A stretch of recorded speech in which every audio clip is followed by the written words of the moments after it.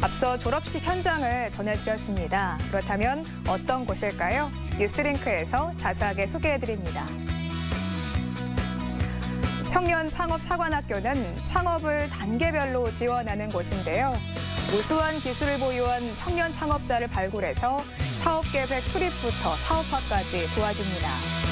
마케팅과 인사, 투자 등 다양한 교육을 지원하죠. 2011년 물년 이후 지난해까지 2,400여 명의 청년 창업가를 배출했습니다. 만 39세 이하 청년, 만 49세 이하 기술 보유자라면 누구나 신청할 수 있는데요. 창업사관학교에서 창업의 꿈 펼치시길 바랍니다. 인도의 모디 총리가 국빈 방한했습니다. 어젯밤에는 문재인 대통령과 서울의 아름다운 야경을 감상했고요. 오늘은 정상회담을 하고 서울 평화상도 수상했습니다. 모디 총리는 서울 평화상의 14번째 수상자인데요. 어떤 의미가 있는 상일까요? 서울 평화상은 서울올림픽 정신을 기념하기 위해 만들어졌습니다. 1990년에 제정된 이후 정년제로 시상하는데요. 인류 복지, 또 세계 평화 이바지한 개인이나 단체에게 수여됩니다. 이 상을 처음으로 받은 사람은 안토니오 사마란치 국제올림픽위원회 위원장이었고요.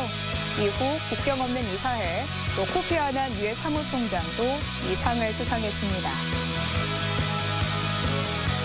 2차 북미 정상회담이 닷새 앞으로 다가왔습니다. 전용기냐, 특별열차나, 김정은 북한 국무위원장의 동선에도 큰 관심이 쏠리고 있는데요. 북중 접경 지역이죠. 단둥을 통제하는 모습이 포착되면서 김 위원장이 열차를 이용할 것이란 전망도 나오고 있습니다. 김 위원장의 중국과 베트남 국경지대인 량선 봉당역까지 열차로 이동하고 하노이까지는 차를 이용할 것이다, 이런 예측이 우세한데요. 만약에 특별 열차를 이용한다면 하노이까지 얼마나 걸릴까요? 중국을 관통하는 동선으로 60시간 정도 소요됩니다. 그야말로 대장정이지만 기차 이동설이 힘을 얻는 이유가 있습니다. 김일성 주석 때문이죠. 김 주석은 1958년 베트남을 방문했는데요. 이때 베이징에서 광저우까지는 기차로, 하노이까지는 비행기를 이용했습니다. 열차를 이용하면 김 주석의 모습을 재현할 수 있고요. 또 중국과 유대를 과시할 수 있다는 관측도 나오는데요. 하노이로 향하는 김 위원장의 여정, 과연 어떤 결론이 나올까요? 지금까지 뉴스링크였습니다.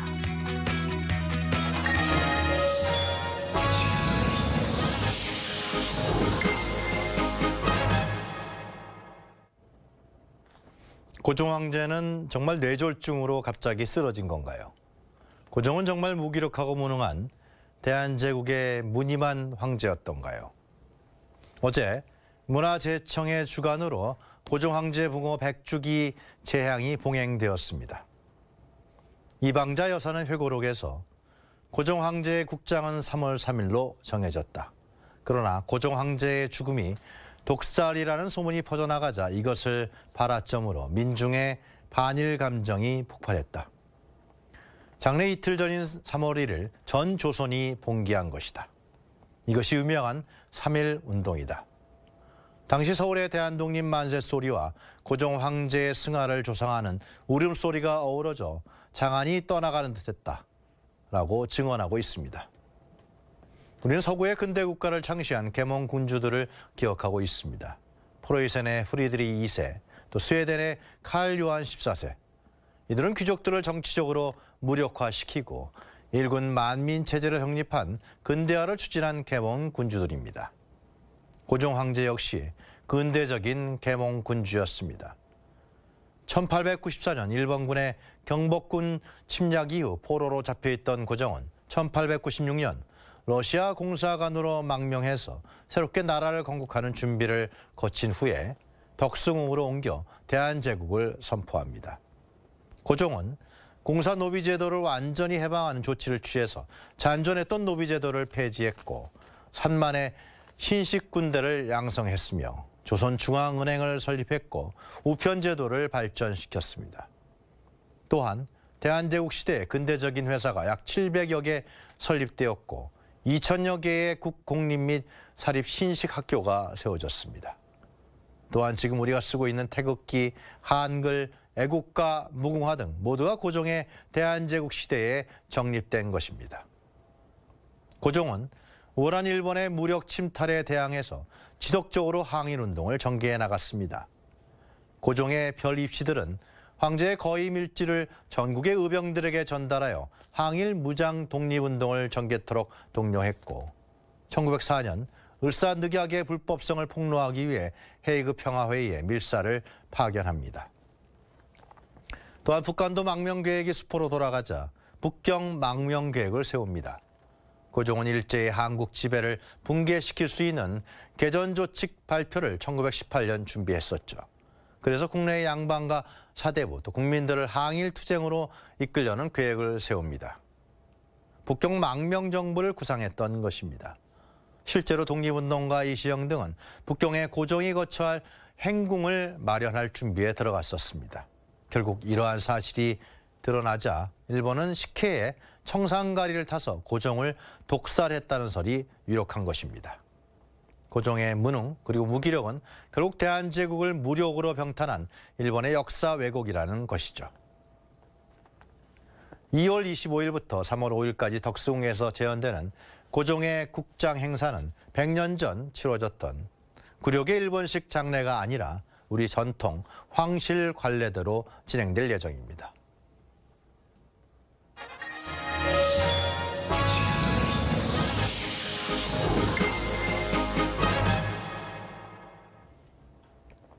문재인 대통령과 모디 인도 총리는 오늘 정상회담 뒤 결과를 발표했습니다. 문 대통령의 공동 언론 발표 주요 내용 직접 들어보시죠.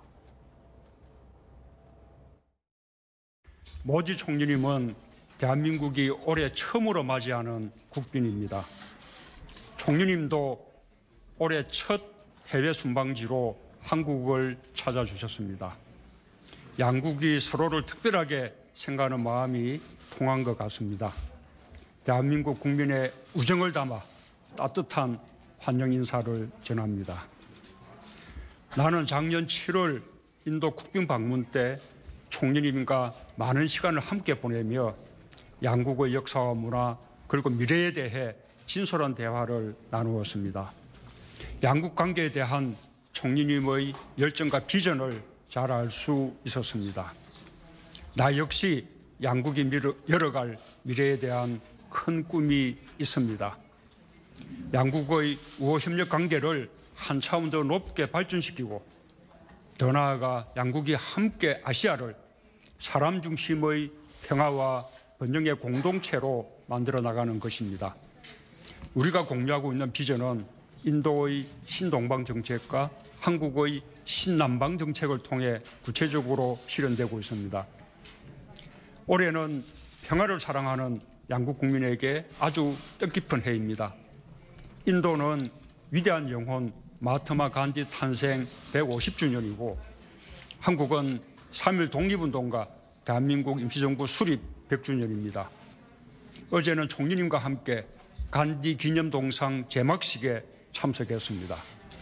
오랫동안 평화를 염원해온 우리 국민에게 특별한 선물을 전해주신 총리님께 깊이 감사드립니다.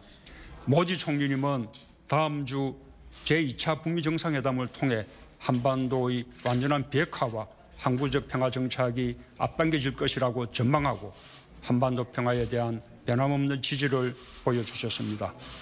언제나 큰 힘이 되어주시는 총리님과 인도 국민들의 성원에 이 자리를 빌려 감사 인사를 드립니다. 인도에는 1+1은 11이 된다라는 격언이 있다고 합니다. 인도와 한국이 계속해서 서로 힘과 지혜를 모으며 서로에게 가장 든든한 동반자가 되어 산술할 수 없는 큰 성과를 이루길 기대합니다. 양국 국민은 함께 행복하고 양국은 함께 번영할 것입니다. 다시 한번 한국을 국빈 방문해 주신 모디 총리님과 인도 대표단 여러분께 감사드립니다.